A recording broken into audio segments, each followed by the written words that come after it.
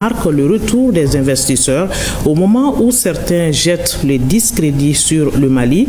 Il est donc attendu plus de 2 millions d'onces d'or avec une valeur estimée à des centaines de milliards de francs CFA. Alors, quel est le contenu de cette convention qui permet la reprise des activités de la mine d'or de Morila?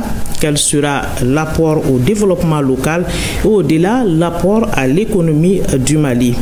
Quel sera donc le rôle joué par la Société de recherche et d'exploitation des ressources minérales du Mali, SOREM, pour développer le secteur minier? Pour la réponse à toutes ces interrogations, nous avons fait appel au responsable en charge de la question. Il s'agit de Lassana Guindo. Il est ingénieur de l'industrie et des mines, conseiller technique chargé des mines au ministère des Mines. Bonsoir, Monsieur Guindo. Et bonsoir, madame. De Mohamed Bouba Traoré, il est inspecteur des impôts, conseiller technique chargé de la fiscalité intérieure au ministère de l'économie et des finances. Bonsoir, Monsieur Traoré. Bonsoir, madame. Et de Tchegoum Traoré, il est ingénieur géologue, directeur général de la SOREM. La SOREM, c'est la Société de recherche et d'exploitation des ressources minérales du Mali. Bonsoir, Monsieur Traoré. Bonsoir, madame. Bienvenue à vous tous sur ce plateau. Le premier axe de ce débat va donc porter sur la convention et son application. La mine d'or de Morila, je l'ai rappelé tout à l'heure dans l'introduction, reprendra donc service très bientôt après plusieurs mois d'arrêt de travail, une nouvelle convention, un nouveau partenariat. Mais l'historique prime avant tout. On va rappeler l'historique de la mine d'or de Morila SA avec vous, Monsieur Guindo. Qu'est-ce qu'on peut retenir de façon générale sur la mine d'or de Morila? Merci beaucoup, madame. Merci à mes co-débatteurs. Merci à tous les téléspectateurs. La mine de Morila est située dans la région de Bougouni. Elle est rentrée en production en 2002. C'est une mine qui était opérée par la société d'origine sud-africaine qu'on appelle Randgold, qui était en partenariat avec AngloGold. Donc, de 2002 jusqu'en 2013, la mine a opéré. Les opérations d'exploitation se sont arrêtées. On avait pensé qu'il n'y avait plus de minerais, qu'il fallait aller à la fermeture. À la faveur d'autres réserves qui ont été mises en évidence aux alentours, les activités ont continué jusqu'en 2018 avec Randgold, qui a fini par céder cette mine à la société Firefish, qui est d'origine australienne, qui elle aussi a continué les activités, mais malheureusement a vite rencontré des difficultés qui n'ont pas permis de faire un certain nombre d'investissements qui ont amené Firefish vraiment à se retirer du projet. L'équipe de direction de Morila à l'époque a pris l'initiative de continuer avec les travaux d'exploitation. Donc de 2020 à 2023, à cause toujours des difficultés, les travaux se sont arrêtés. L'État du Mali en ce moment, à travers une négociation avec Firefish, a décidé de reprendre cette mine. Donc l'État a repris la mine. Aujourd'hui, Morila se retrouve vraiment à 100% une partie vraiment de l'État. Et SOREM étant la branche exécutrice des activités minières de l'État, donc SOREM aussi devient impliqué dans ce projet de Morila. Il y a toujours des opportunités au niveau de Morila, des opportunités d'exploration qui peuvent faire en sorte que nous pouvons toujours continuer l'exploitation au niveau de cette mine. Surtout qu'il y a des disponibilités, des ressources géologiques d'un peu plus de 2 millions d'onces qui peuvent quand même permettre de continuer l'exploitation au niveau de cette mine. D'accord, on va développer tout cela lors du débat. Mais dites-nous déjà en termes de chiffres, au moment où les travaux s'arrêtaient, Morila, c'était quelle production aurifère? La production d'or de Morila, c'était autour d'une tonne d'or par an. Au moment où on arrêtait avec la production, c'était au moment également où il y avait des difficultés. C'est pour dire que c'est une mine quand même qui a généré beaucoup de revenus pour l'État. c'était une mine modèle, c'était un fleuron vraiment pour l'État du Mali en matière d'exploitation minière. Même avec les difficultés, c'est une mine, cette production au moment où il s'arrêtait, cette production était autour vraiment d'une tonne d'or par an. Le Morila se positionne à quel niveau en termes de classement du secteur minier du Mali? Au moment où l'activité vraiment était à son top, Morila s'était classé comme une mine de classe mondiale. À travers le monde, en Afrique, Morila était vraiment la première plus grande mine d'or en Afrique. Comparé vraiment au Ghana, comparé en Afrique du Sud, c'était vraiment la plus grande mine d'or. Mais quand une mine rentre en production, avec l'exploitation, avec la durée, elle ferme aussi. Donc c'est vers la fin que les difficultés ont commencé à surgir, jusque là aujourd'hui, qui nous a ramené vraiment à cette situation d'aujourd'hui. Ça voudrait dire que la reprise au niveau de Morila, ça va être très porteuse pour l'économie malienne. Effectivement, ça va. Une bonne partie de l'économie du Mali est basée sur l'industrie minière. Ça va être un plus quand même pour l'économie. Avec la rentrée de Morila en production va être un plus pour l'économie malienne. D'accord. On a un nouveau partenaire aujourd'hui et ce partenaire, c'est une société américaine qui a signé avec la SOREM une convention. Dites-nous, Monsieur Traoré, vous êtes directeur de la SOREM, que dit cette convention entre l'État du Mali à travers la SOREM et la société américaine Flagship? Ok. Donc, merci madame et merci de nous recevoir sur ce plateau. Donc, je profite de l'occasion pour saluer tout le peuple malien et aussi mes collègues. L'introduction que M. Guindo vient de faire explique que la mine était à l'arrêt à partir de décembre 2023. Donc cet arrêt a entraîné quand même beaucoup de situations qui étaient difficiles. Et l'État du Mali a décidé vraiment ils ont décidé de vraiment prendre en main, parce que le secteur minier aujourd'hui représente un pilier pour le développement du pays. L'État a dit qu'il faut tout faire pour relancer cette mine. On a eu beaucoup de situations, des travailleurs ont perdu leurs emplois, il y a les développements des communautés se sont arrêtés et puis une mine à l'arrêt, en réalité ça constitue beaucoup de problèmes. On va directement à la convention maintenant. Que comporte cette convention? Bon, cette convention, c'est un partenariat avec Flagship pour pouvoir relancer la mine. Donc de manière générale, Flagship s'engage à investir tous les fonds nécessaires qui vont permettre de relancer les opérations au niveau de Morila. Et dans cet investissement, il y aura d'abord un droit d'entrée. Un droit d'entrée qui permet que Flagship va nous apporter et qui est estimé à l'ordre de 20 milliards de francs CFA. Bon, un droit d'entrée, généralement, il y a, comment dire, il y a des prises de participation quand une société rentre en partenariat. Donc aujourd'hui, la SOREM détient Morila à 100%.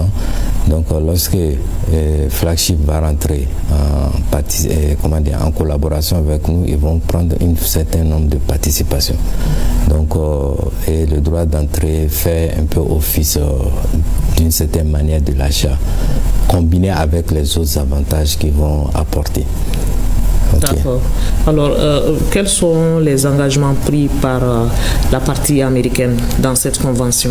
Ok, donc nous, on a beaucoup insisté sur ces deux aspects, parce que Morila aujourd'hui a des réserves, des ressources qui, on sait, ça existe déjà.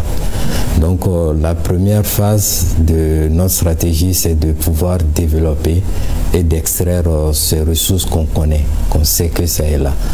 Maintenant, l'autre phase, on a envie de donner une longue durée de vie à Morila qui va concerner l'exploration. Donc l'engagement de Flagship consiste à mener les investissements pour pouvoir extraire d'abord l'or qui existe, et ils vont amener tous les fonds nécessaires. Et ensuite, ils vont amener aussi plus de 25, à peu près 25 millions de dollars qui équivaut à peu près, on va dire 12 milliards de francs CFA pour développer l'exploration et permettre une longue durée de vie à la mine. Et le démarrage exact est prévu pour quand exactement? Est-ce qu'il y a une projection à ce niveau? Bon, on a fait quand même des scénarios pour essayer d'optimiser. Donc, dans le contrat de partenariat qu'on a signé, on s'est donné à Flagship de mettre tout en œuvre pour qu'on puisse démarrer dans les 6 premiers mois. Et ça, c'est peut-être dans le pire des cas, mais on espère vraiment démarrer peut-être en janvier ou un truc comme ça. Janvier 2026. 2026. D'accord. Monsieur Traoré, vous êtes du ministère de l'économie et des finances. Le ministre Sanou disait dans une de ses interventions qu'il y a eu beaucoup de renégociations de ce contrat aujourd'hui.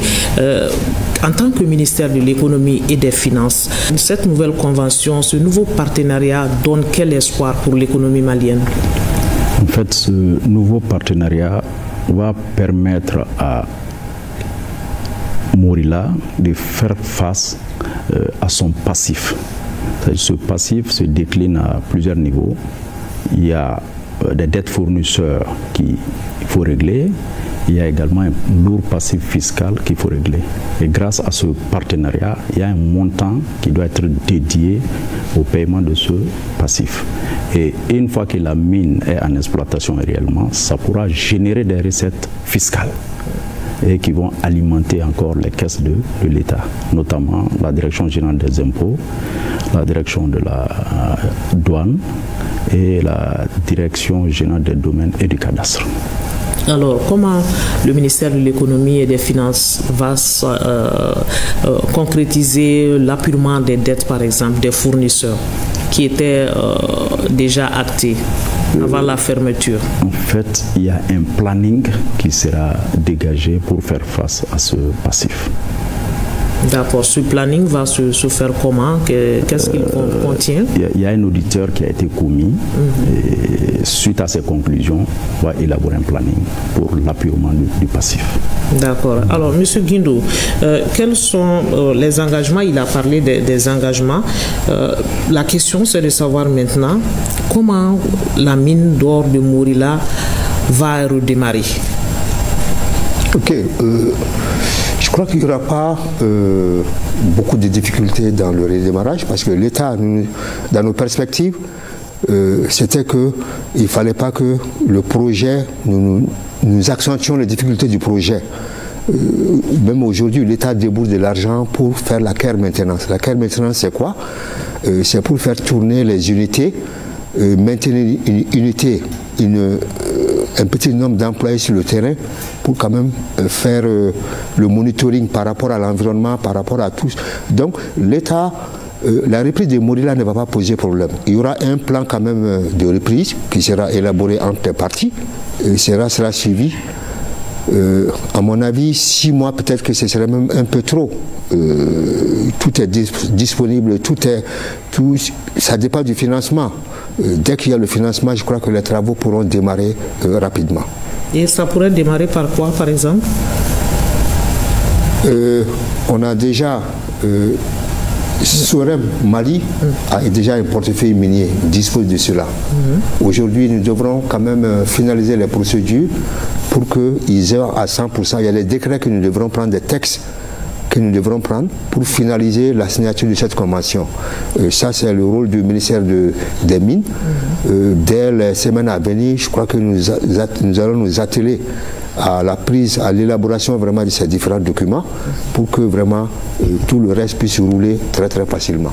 D'accord. Alors, M. Traoré du ministère des Finances, un contrat qui a été renégocié avec un nouveau partenaire aujourd'hui. Dites-nous, quelle est la part de l'État du Mali? Nous sommes dans le nouveau code minier, le Mali qui exige un certain pourcentage comme bénéfice sur ses productions aurifères aujourd'hui. Quelle sera la part de l'État dans le cas de Morila? En fait, conformément au nouveau code minier, la participation de l'État peut atteindre 30%. soit 10% de participation gratuite et 20% de participation en numéraire optionnel. Et on a prévu également 5% de participation pour les investisseurs nationaux. D'accord, donc c'est par secteur. Expliquez-nous, pour nous les profanes. Cela s'applique aux sociétés minières. Monsieur Traoré de la SOREM, la Société de recherche et d'exploitation des ressources minérales du Mali, SOREM, qui a été donc créée par le Mali en 2022. Quel est le rôle que vous jouez dans le nouveau dispositif du secteur minier mis en place par le Mali? On sait que le Mali quand même a beaucoup de potentiel géologique très diversifié et on sait qu'on a besoin, on est dans on va aujourd'hui dans une souveraineté de développement de nos ressources. On veut asseoir notre propre développement. Donc la SOREM vient dans ce cadre pour permettre au Mali de pouvoir exploiter ses propres ressources minérales. Donc c'est une société nouvelle et il faut aller étape par étape.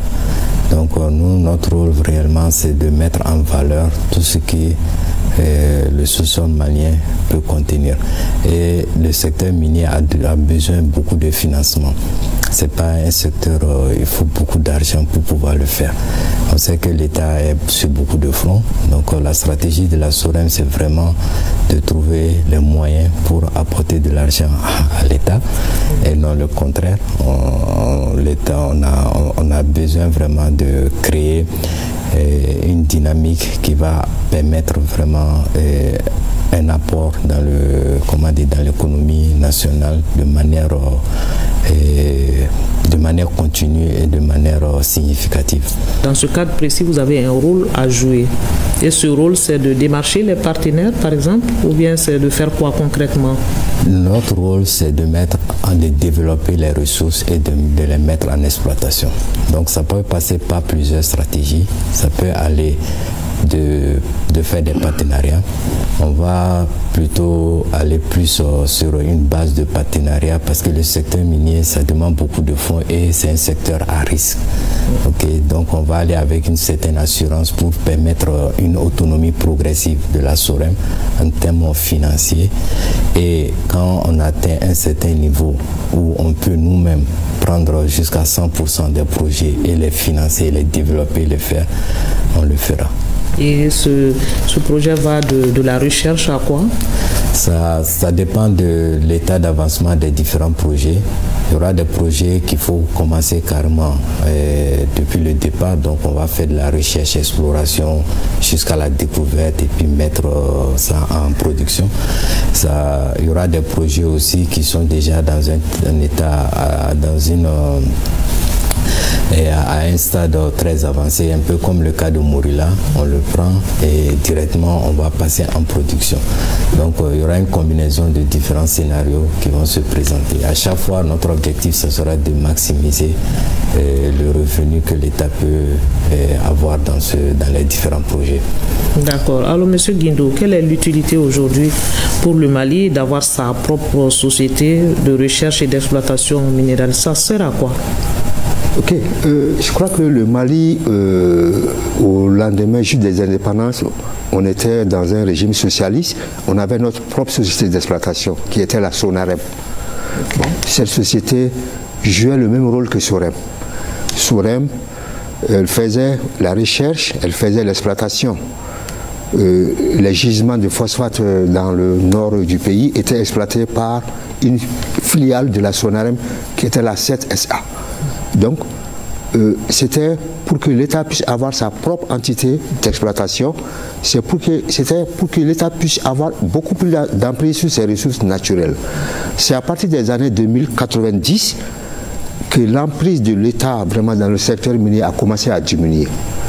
On a élaboré une déclaration de politique minière où on a dit que le secteur minier est très risqué, que l'État n'a pas le droit vraiment d'aller à l'exploitation. C'est le privé qui doit l'assurer. Et le rôle de l'État allait être seulement, c'est-à-dire la régulation du secteur, c'est-à-dire élaborer les textes, et réguler le secteur, gouverner le secteur et faire des grands travaux qui consistent à faire de la cartographie, à faire de la recherche fondamentale. Mais au profit des ANR qui ont été organisés tout récemment, c'est le peuple malien qui a parlé, qui dit qu'il faudrait que nous revenons sur nos pas, vu que de 90 à nos jours, le secteur minier est resté en deçà vraiment des objectifs que nous nous sommes fixés. Donc c'est à partir de là, à travers les ANR, il y a eu une forte recommandation de créer une société d'État qui va s'occuper vraiment de la recherche et de l'exploitation. C'est dans ce souci, c'est dans ce cadre que SOREM a été créé. Les avantages de la création vraiment de SOREM, c'est que SOREM peut agir comme n'importe quelle société privée qui peut venir opérer ici au Mali. Donc SOREM, par exemple, quand je prends le cas de Morila, SOREM peut être l'opérateur de Morila. Les ressources vont rester à 100% ici au Mali. Et c'est les Maliens qui vont faire le travail. Ça, c'est un gros avantage. C'est quand même, dans le cadre de la souveraineté, avoir une emprise sur nos ressources minières. Donc c'est un très très gros avantage par rapport à la création de cette structure. D'accord. Monsieur Mohamed Bouba Traoré, qu'est-ce que ça va apporter à l'économie malienne quand le Mali a sa propre société de recherche et d'exploitation minière? Et toujours dans le cadre des fortes recommandations issues des assises nationales, effectivement, on a insisté sur l'augmentation des revenus tirés du secteur minier. Et c'est suite à cela même qu'on a commandité un audit et l'audit a fait des recommandations, dont la mise en place de la création d'une société d'État qui va gérer le portefeuille de l'État, entre autres, et qui également va permettre la rétrocession en termes de participation aux investisseurs nationaux. Et à ce jour, je crois que la SOREM gère déjà quelques titres miniers. Et le directeur de la SOREM pourrait donner la précision sur cela. À ce niveau, M. Traoré de la SOREM, vous avez 2 mines d'or à gérer aujourd'hui. Ça commence par Morila. Quelle est l'autre mine d'or? Pourquoi 2 seulement? Pourquoi ça ne s'étend pas à d'autres mines? Oui, en fait, on a les mines parce que la SOREM peut acquérir tout ce qui est dans le domaine public. Donc la mine de Morila, suite à son arrêt, est passée un peu dans le domaine public avec l'accord avec Firefish. Donc SOREM l'a récupéré. Et la mine de Yatela aussi, suite à un accord avec SADEX. Donc SOREM l'a récupéré pour pouvoir les mettre en exploitation. Donc, mais on a beaucoup de projets, on ne s'arrête pas seulement à cette mine, on a des projets de recherche et différents projets qu'on est en train de mettre en place, qu'on est en train d'acquérir aussi. On a intégré, ça va être progressif, on a le permis de recherche de Ntaka au niveau de Gao. Donc, mais il y a une longue liste de projets quand même qui sont là, qu'on étudie de manière progressive. D'accord. Comment va se passer le partenariat avec l'entreprise américaine avec laquelle vous venez de signer cette convention? Le partenariat, ça va quand même... on va mettre tout en œuvre, d'abord pour commencer dans les meilleurs délais. Et on va mettre tout en œuvre pour garantir les intérêts du partenaire, parce que ça c'est un peu l'objectif que le Mali et le gouvernement s'est visé. Je le dis en termes d'exécution des tâches, que va faire la SOREM et que va faire l'entreprise américaine? Bon, ici on a signé un partenariat avec Flagship. Donc, comme c'est un début des opérations, on va travailler ensemble et on va faire en sorte que le projet commence. Maintenant, il y aura aussi un pacte d'actionnaires qu'on va mettre en place qui va détailler beaucoup plus les gestions internes de chaque partie. Mais à l'heure actuelle, ce qui est important... Tout n'est pas encore déterminé. Tout n'est pas déterminé, mais ce qui est plus important, c'est de travailler ensemble, et de démarrer la mine. Tout ce qu'on sait, c'est que Flagship va obtenir 60% de Morila et et l'État, la SOREM vont garder les 40% du projet. D'accord. Alors, M. Guindo, dites-nous, avec cette convention, qu'est-ce qui va changer dans l'exploitation des ressources du sous-sol malien? Je crois que ça sera une activité de plus quand même qui va permettre de valoriser nos ressources minières. Mourila, en son temps, vous savez qu'une mine, quand on crée une mine, vraiment c'est beaucoup d'enthousiasme, c'est beaucoup de joie. Mais quand une mine ferme, c'est la désolation. On a vu vraiment dans des pays comme le Ghana, à Obotan, dans une province du Ghana, une mine a fermé. Quand vous passez là-bas aujourd'hui, il y avait beaucoup de personnes, mais aujourd'hui c'est vide, il n'y a personne. Mourila sera loin de ça. Les communautés pourront bénéficier vraiment du développement communautaire. Ça va créer des emplois, naturellement des revenus pour les caisses de l'État. Donc ça, c'est des gros avantages quand même de la rentrée en production de cette mine. Donc on va détailler tous ces aspects plus loin dans le débat. Le temps de signaler que le Mali a donc engagé de grandes réformes pour que l'or brille pour les Maliens avec le développement du contenu local, une doléance des Assises nationales de la refondation. Vous l'avez rappelé, le Mali a donc renégocié de nouveaux partenariats gagnant-gagnant avec des codes d'éthique pour la fiscalité, la douane et la prise en compte de la sauvegarde de l'environnement. Avec cette nouvelle convention, les retombées économiques sont estimées à des centaines de milliards de francs CFA. Je vous invite à suivre à présent le ministre de l'économie et des finances, Alioune Sanou, lors de la signature de la convention. L'idée est de faire des audits dans le secteur des mines avec des recommandations qui sont issues, notamment renégocier des contrats et faire un nouveau code, faire un texte sur le contenu local, créer la SOREM. C'était des actes très très forts, ambitieux, et il fallait être sûr et convaincu des résultats que nous pouvons avoir. Cela nous a permis de discuter, de renégocier et de rééquilibrer, et d'obtenir un partenariat gagnant-gagnant dans le respect de tous les textes réglementaires en vigueur au Mali, notamment le code de l'environnement, le code minier et tous les textes subséquents, fiscalité, douane, etc. La mine de Mourila, la mine de Yatela et d'autres mines sont tombées dans le portefeuille de la SOREM. Et SOREM devait tenir ces mines dans un état d'exploitation timide, donc ce qui lui coûtait cher. La signature de ce document permet à la SOREM de se rendre compte elle-même que cela a été une bonne chose, de croire en la SOREM. Les premiers investisseurs de Mourila n'ont pas été à la hauteur. Et aujourd'hui, nous avons un investisseur qui s'engage à régler tous les problèmes environnementaux qui sont créés dans la zone, sous la surveillance de l'État et la supervision de SOREM. En plus de cela, les travailleurs, ils ont dû attendre. C'était difficile. Les fournisseurs qui ont des dettes ont dû attendre. C'était difficile.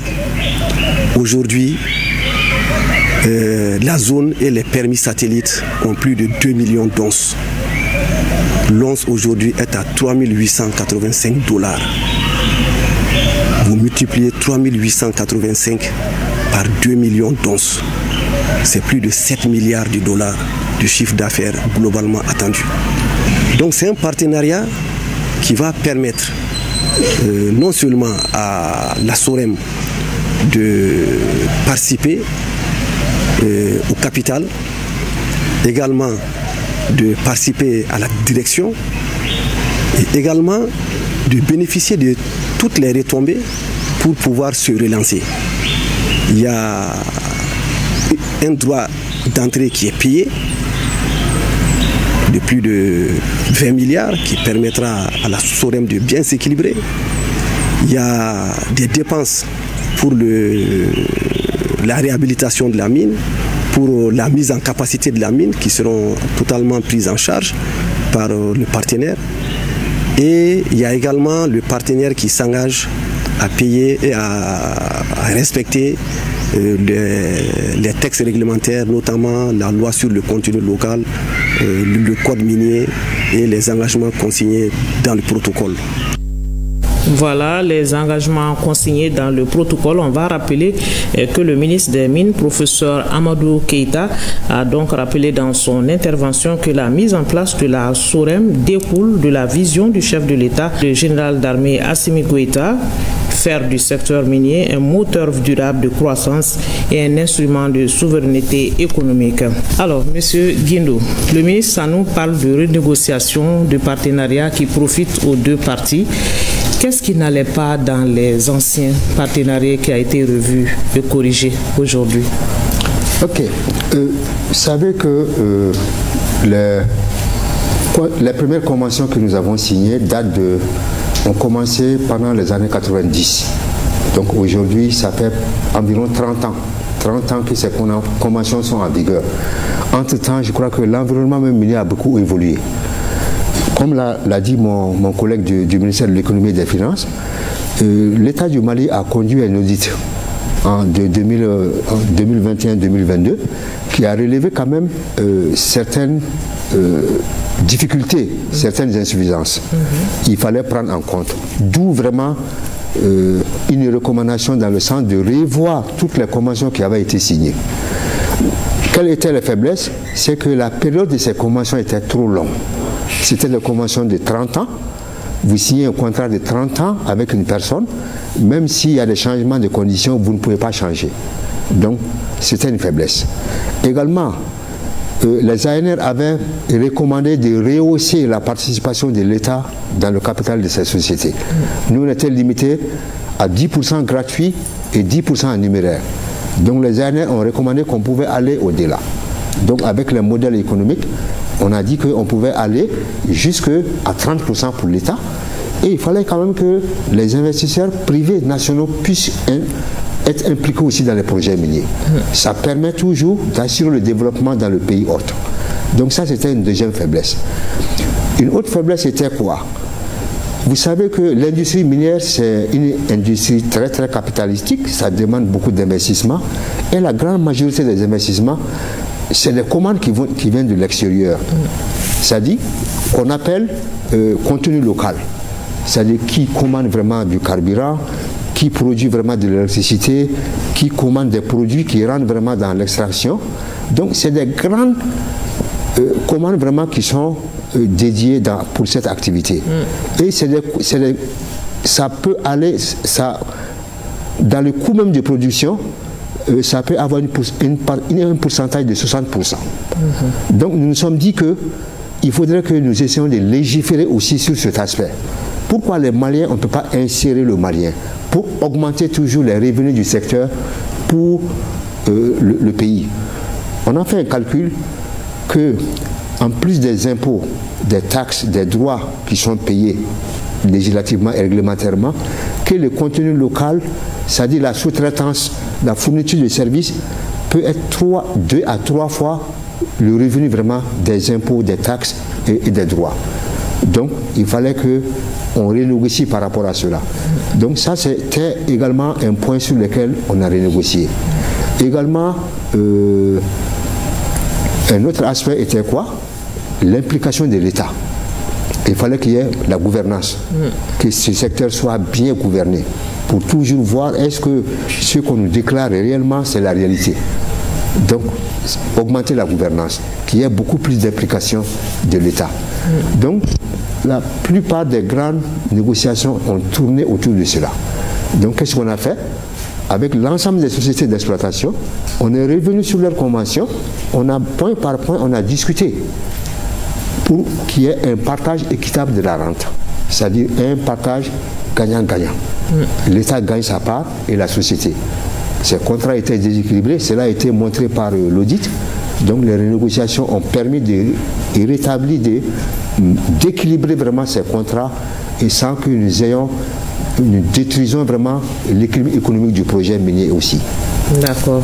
Alors l'équilibre minier du projet, c'est très important, tout comme le contenu local. M. Guindo l'a rappelé tout à l'heure, Traoré, le contenu local qui est donc pris en compte. Quels peuvent être les avantages pour les populations, à votre avis, en termes de développement économique? Qu'est-ce qui va changer dans leur quotidien? En fait, par sa définition, le contenu local consiste à la priorisation des nationaux et des entreprises locales en ce qui concerne les emplois et l'approvisionnement des sociétés minières en termes de fourniture de biens et puis de fourniture de services. La loi relative au contenu local permet de conférer, conformément à cette loi, des ratios, des pourcentages aux entreprises locales. Ça, c'est d'une part. D'autre part, la notion même d'entreprise locale a été précisée davantage. En ce sens, il faut détenir 51% au moins dans une entreprise pour qu'on puisse parler d'entreprise locale. Et pas que des associés de paille. Il faut être les bénéficiaires effectifs de ces 51%. En fait, il y a un décret qui a été adopté dans ce sens. Donc, ça permet aux entreprises locales maliennes d'avoir vraiment des parts très, très importantes en ce qui concerne les approvisionnements en biens et en services. Donc, l'annexe de cette loi, effectivement, a donné ces pourcentages. Ces ratios sont précisés aux différentes phases. Phase d'exploration, la phase de développement, la phase d'exploitation et même en phase de réhabilitation. Et dedans, il y a, pour certaines activités, c'est carrément exclusif. Il n'y a que les nationaux. Et il y a le deuxième niveau qui est carrément le régime mixte. Ça, c'est nationaux et étrangers. Et un troisième niveau, là, ça peut être laissé, c'est libre. Voilà. D'accord. Alors, M. Traoré de la SOREM, ce sont environ 20 milliards de francs CFA pour la SOREM. Cet argent sera mis à la disposition de la SOREM ou bien comment ça va se passer et ça va être consacré à quoi? La SOREM a pour objectif d'atteindre une certaine autonomie financière pour pouvoir développer ses propres projets et pouvoir acquérir à long terme des pourcentages jusqu'à 100% de ces projets.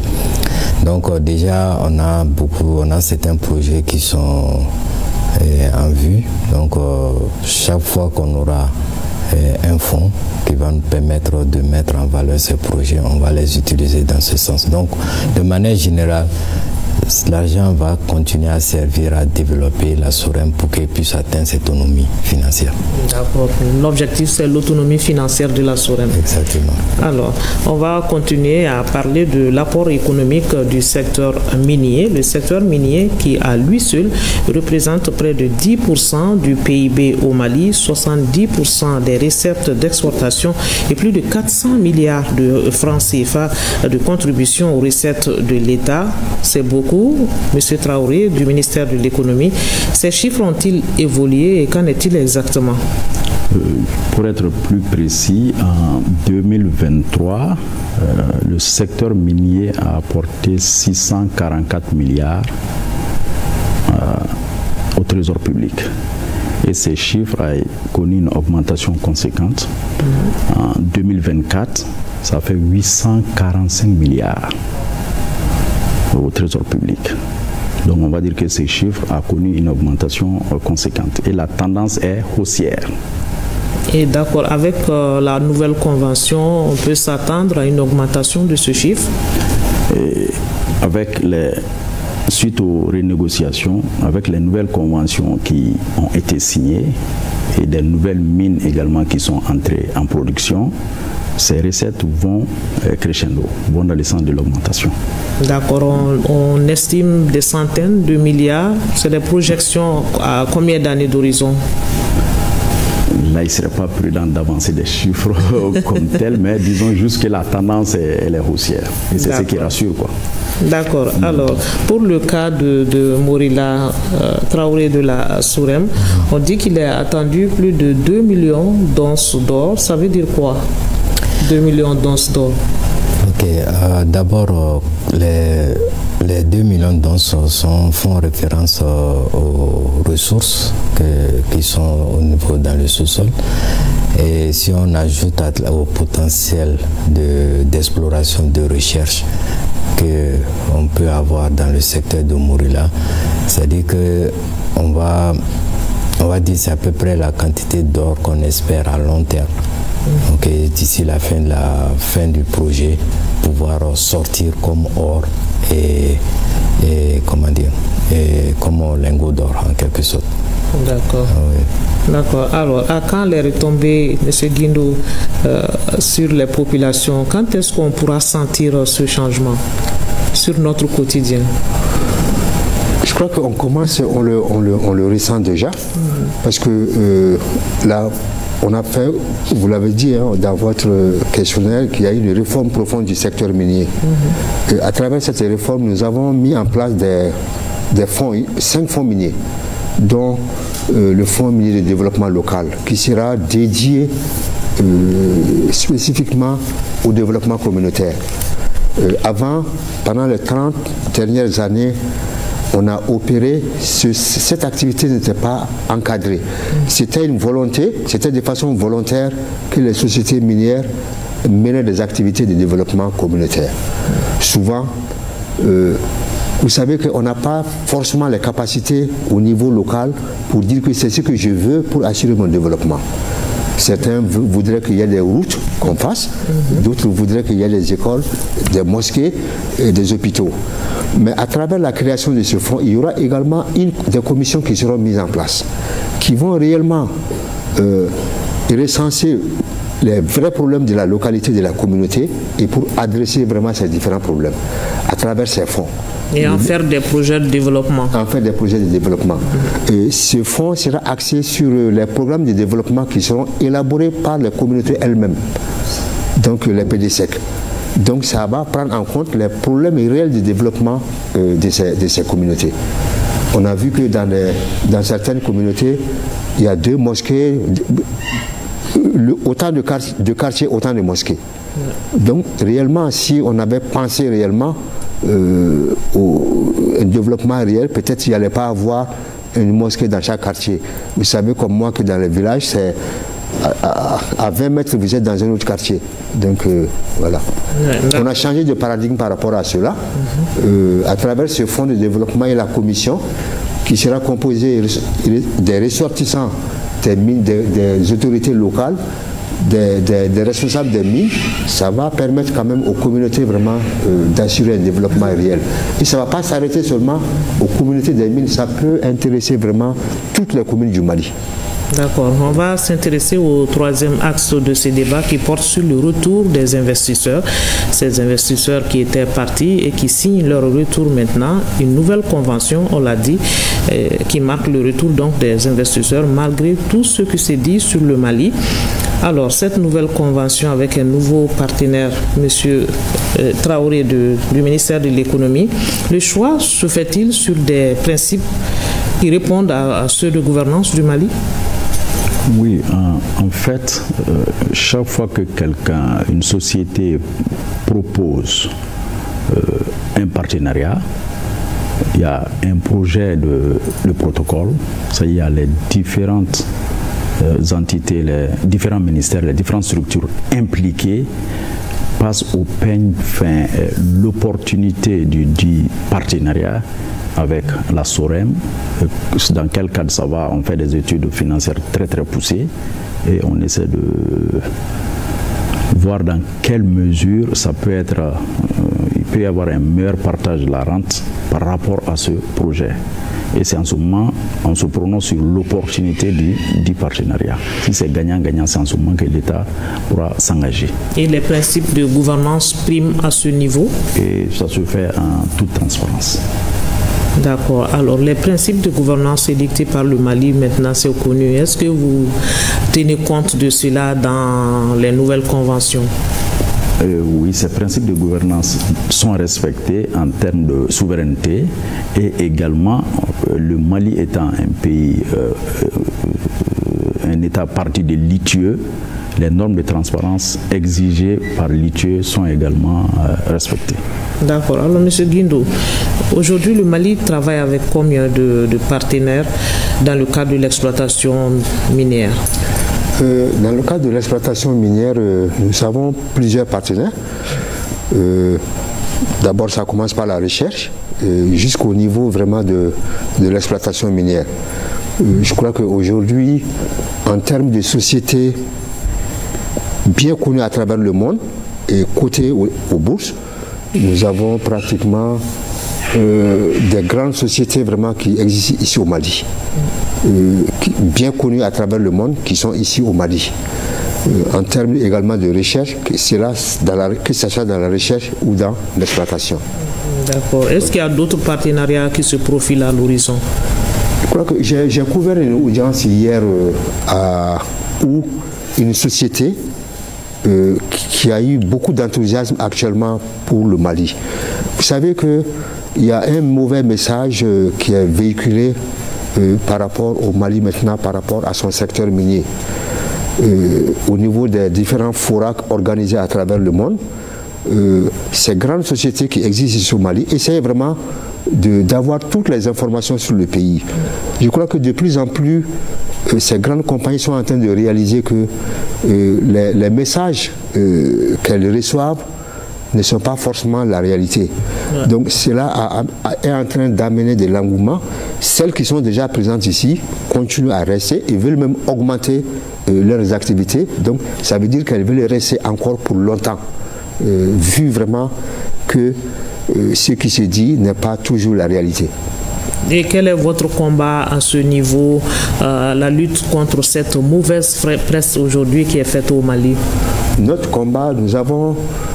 Vous savez que le monde minier, ce n'est pas un très très grand monde. Pratiquement tous les gens se connaissent et il y a des rencontres qui se passent.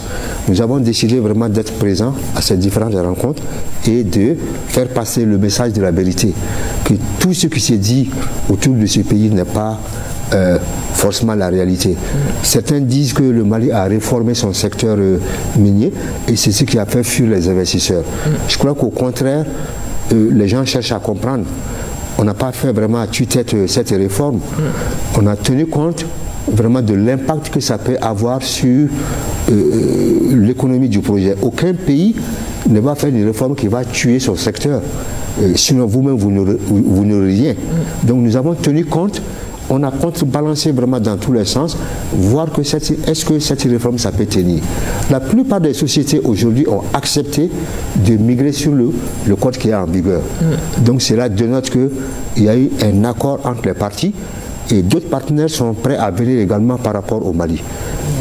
À longueur de journée, je suis dans un département ministériel.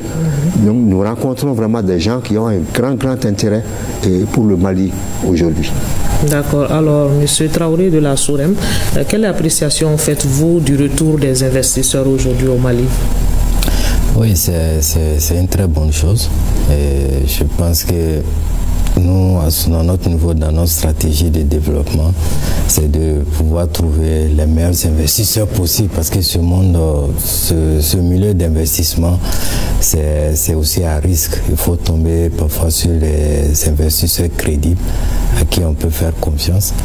Et donc, on a fait l'expérience. Avant qu'on puisse même signer le contrat avec Flagship, on a rencontré plus d'une cinquantaine d'investisseurs. Donc, cela va dans le sens, je confirme que les investisseurs sont toujours intéressés par le Mali et ils vont continuer à venir. Donc, ça nous met dans une bonne position. Bien que notre objectif, c'est à long terme de se développer, de prendre les projets nous-mêmes. D'accord, on le souhaite vivement. Avant donc de parler des perspectives, nous ouvrons une fenêtre sur l'aspect environnemental qui n'est pas des moindres. Le respect du cadre de vie est très important. Les mines d'or mal exploitées sont des tombeaux à ciel ouvert. Ne nous voilons pas la face. Quelles sont les exigences de la Convention à ce niveau? Je vais rester avec vous, M. Traoré, par rapport au respect du cadre de vie, de l'environnement, pour qu'il n'y ait pas de détérioration.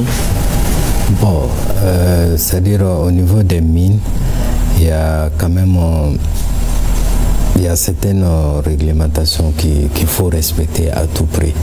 Et sur ce plan, bon, je pense que ça va revenir toujours au niveau de la DNGM et au niveau du ministère des Mines, de mettre en pratique et de faire en sorte que toute opération qui doit se faire, surtout sur le sol malien, doit respecter les normes, surtout les normes environnementales.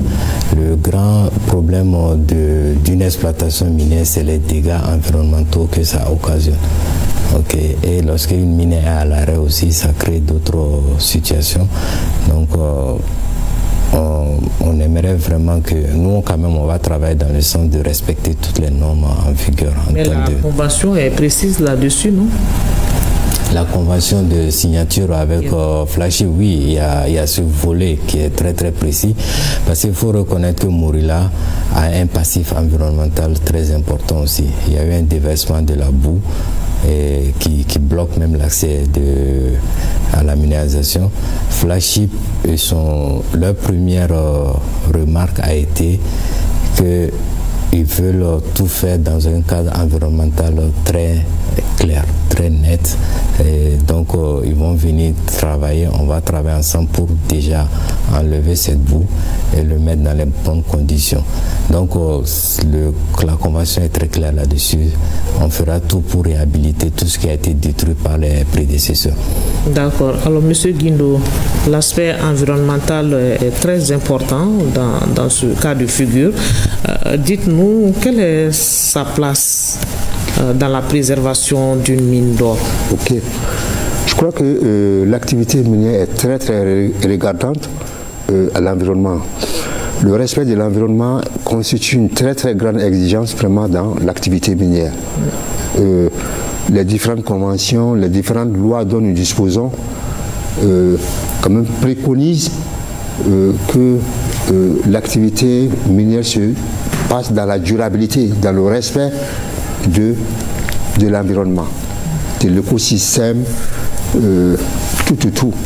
Mais il faut rappeler quand même une chose, aujourd'hui au Mali, nous sommes confrontés à un système d'exploitation illégale.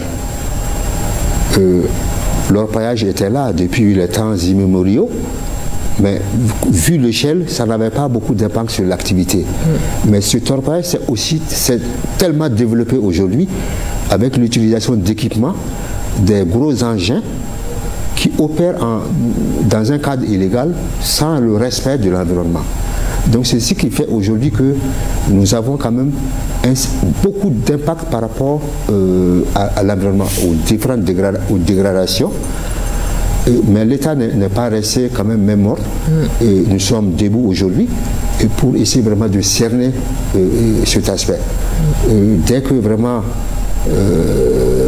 on prend un contrevenant qui n'a pas d'autorisation et qui est en train d'exploiter, je crois que l'État prendra vraiment les décisions vraiment radicales par rapport à cela. C'est important. Voilà. Monsieur Mohamed Bouba Traoré voulait réagir par rapport à l'aspect environnemental, oui. Sur ce plan, le nouveau code a prévu un dispositif pour faire face aux dégâts environnementaux en ce qui concerne la mise en place de ce qu'on appelle le compte séquestre. Donc chaque société d'exploitation doit alimenter un compte séquestre dans une banque de la place et pour faire face aux dégâts environnementaux causés par la dite société. Pendant la phase d'exploitation et pour la réhabilitation également pendant l'après-mine. D'accord, voilà. C'est très important. Voilà. D'accord. Alors, on va parler des perspectives maintenant pour boucler ce débat. Alors, d'autres ressources restent largement inexploitées jusqu'ici. Sont-elles à l'étude, M. Guindo? Avec quel programme d'envergure pour le Mali? Okay. Merci beaucoup, Madame la journaliste. Nous avons de très très bonnes perspectives par rapport au secteur minier ici au Mali. Vous venez de le dire, nous sommes un territoire très très sous-exploré. Le Mali, ça fait 1 240 000 km², mais nos activités minières sont concentrées dans la partie ouest et sud du Mali, et focalisées surtout sur l'or. Vous l'avez dit également que il y a d'autres substances qu'on pourrait exploiter. Nous venons juste de commencer avec le lithium, mais il y a d'autres substances telles que le manganèse, le fer. Il y a beaucoup de substances minérales que nous pouvons exploiter, c'est-à-dire diversifier notre économie. Je participe souvent à des débats où on dit que le secteur minier, pendant 30 ans, n'a pas apporté beaucoup de choses. Ça dépend du caractère de notre secteur. C'est parce que c'est focalisé sur surtout l'or. Quand on voit l'industrie aurifère, c'est une usine de traitement, c'est une carrière, une usine de traitement. Alors que le fer, ça demande la construction de routes, ça développe beaucoup, c'est structurant. Donc nous devrons diversifier notre économie, notre exploitation minière, pour d'abord diversifier notre économie et assurer le développement. Donc les perspectives sont très très bonnes. Mais nous demandons, la recherche est très peu financée aujourd'hui dans le pays. La Direction nationale de la géologie et des mines, qui est le service central en charge de la recherche, SOREM vient tout de suite, va nous supplier aussi, va nous assister. Mais la recherche est très très peu financée parce que c'est un secteur risqué et ça demande également beaucoup de capitaux. Donc nous demandons vraiment, pour inverser cette tendance, il faut qu'on finance la recherche et il y aura vraiment la découverte vraiment d'autres gisements et d'autres substances minérales. Il faut mettre l'accent sur la recherche. La recherche. D'accord. Alors, M. Mohamed Bouba Traoré veut réagir à ce niveau. Sur ce point, en fait, il y a un fonds dédié. Parmi les 5 fonds miniers, il y a un fonds qui sera dédié à la recherche géologique. Okay. Et un fonds également au renforcement des capacités, même des agents du secteur minier également. Ce fonds existe au niveau du département de l'économie? Ces fonds ont été prévus, ces fonds sont déjà créés et on a commencé à les alimenter. Donc à date, au niveau de ces différents fonds, quand on cumule, il y a déjà quelques milliards. Oui. Et maintenant, les structures dédiées au bon fonctionnement de ces fonds, à leur utilisation, il faut passer par d'autres textes réglementaires et ces textes sont en voie d'adoption. D'accord. Alors, M. Traoré de la SOREM, comment nous pouvons valoriser d'autres ressources minérales et avec quelle politique? Bon, je pense comme déjà il faut revenir un peu sur l'audit du secteur minier et puis les réformes qui ont été engagées. Tout ça, il y a eu une analyse de la situation. Il y a certaines dispositifs qui ont été déjà pris pour permettre de faire développer la recherche. Donc, je pense que avec la SOREM aussi qui va se mettre en place, ça va nous permettre on va se focaliser aussi sur cette recherche-là. Donc je pense que tout l'État a compris que le Mali est très riche et c'est à travers la recherche qu'on va pouvoir mettre en évidence plusieurs autres substances comme le lithium, le manganèse, le phosphate, etc. On en a. Donc, et je pense que les dispositions sont prises pour qu'on puisse vraiment mettre en évidence ces ressources, ces différentes ressources. Vous l'avez dit en début d'émission, c'est bien d'avoir des investisseurs. Pourrait-on voir dans les années à venir un Mali avec 100% ses propres producteurs et exploitants d'or? Oui, ça c'est notre mission, ça c'est à cela qu'on aspire. On sait que le secteur minier, ça demande beaucoup d'investissement et c'est un secteur à risque. Donc c'est mieux d'aller étape par étape et essayer de partager les risques avec les partenaires et obtenir des investissements. Au fur et à mesure qu'on obtient des fonds, on va développer des projets et on aspire vraiment à ça, c'est notre mission. Je pense qu'un jour ou l'autre, on va y arriver. On va avoir nos propres mines qu'on va développer à 100%. D'accord. On va faire un dernier tour d'étape, à commencer par M. Traoré, sur vos espoirs sur le secteur minier à l'horizon 2030-2035. Donc à l'horizon 2030-2035, on ose espérer qu'on va sortir de la monoculture de l'or. C'est-à-dire en plus de l'or, on aura d'autres substances et également on aura nos propres investisseurs nationaux avec les capacités managériales à renforcer pour entreprendre à leur propre niveau, effectivement, pour se lancer dans l'exploitation minière. D'accord. Traoré, quelles sont vos projections? La SOREM prévoit quoi pour le Mali dans les années à venir? Oui, je pense que dans les années à venir, je pense qu'on va pouvoir bénéficier des retombées de nos ressources, de l'exploitation de nos ressources minérales, et ça va continuer à monter, et ça va juste continuer à monter parce que l'État est conscient de cela et toutes les dispositions ont été prises pour que ça aille dans ce sens. Donc je suis assez confiant par rapport à ça. D'accord. Monsieur Guindo, vous avez ouvert ce débat, vous allez le boucler avec cet espoir pour le secteur minier pour le Mali aujourd'hui. Moi j'ai beaucoup d'espoir pour le secteur minier malien dans les 10 ans à venir, dans les 20 ans à venir. Mais nous faisons face à 2 gros défis. Le premier, c'est quoi?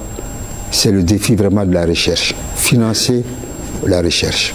Nous sommes en train de nous organiser pour que nous puissions apporter, l'État puisse apporter chaque année vraiment beaucoup d'investissements pour beaucoup de financement pour la recherche. Parce que pour que les investisseurs viennent, il faudrait quand même qu'il y ait présence de substances minérales chez vous. Et ça, c'est l'État qui a ce rôle. Bien vrai que c'est les autres qui développent, mais l'État a le premier rôle de faire ces premiers travaux. Et le deuxième défi, c'est quoi? Pour que le secteur il puisse mieux nous profiter, il faudrait qu'il soit mieux gouverné.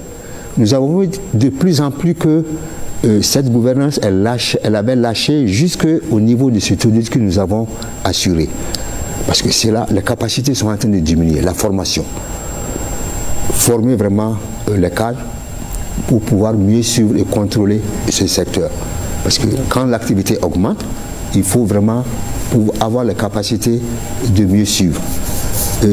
Si nous arrivons vraiment à faire face à ces 2 défis, je crois qu'on aura atteint l'objectif que nous nous sommes assignés à travers les ANR, à travers les différents audits, que le secteur minier contribue réellement au développement économique de ce pays. Il y a déjà vraiment cette contribution non négligeable qui est là, mais nous voudrons que cela augmente pour que ça puisse permettre à d'autres secteurs de l'économie de se développer. D'accord. Merci beaucoup. Merci d'être passé sur ce plateau. La formation et la recherche à revoir pour un secteur minier plus profitable à tous les Maliens.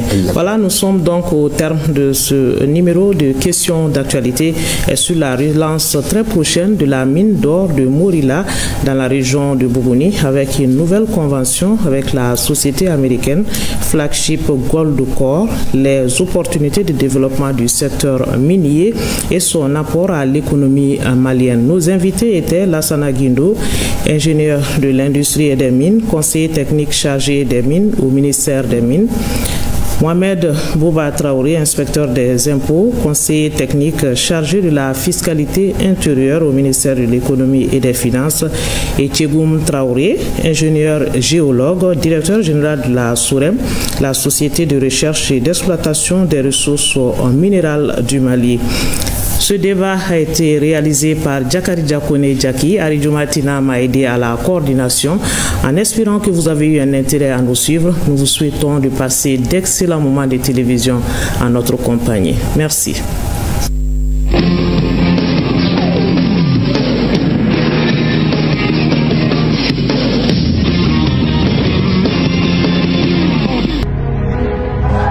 Suivez désormais les programmes de ORTM 1 et ORTM 2 sur la plateforme Damou TV en live et en replay sur 3 jours.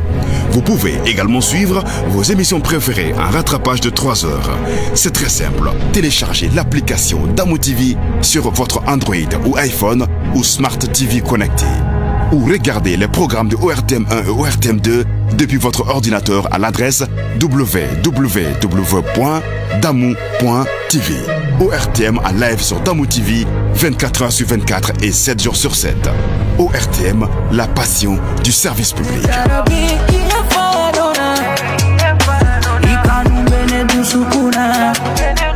Mimi voye faw fere ka bonyana muso tay aya yirula ko kulisi be awde Nafissatou wala ye betoro 3 3h du matin me mɔgɔw lawuli ka bɔ sunɔgɔ la ka mɔgɔw kulɔgɔ la dɔrɔn ko subaga e yɛrɛ de ye subaga ye n'i y'a tɔɔrɔ.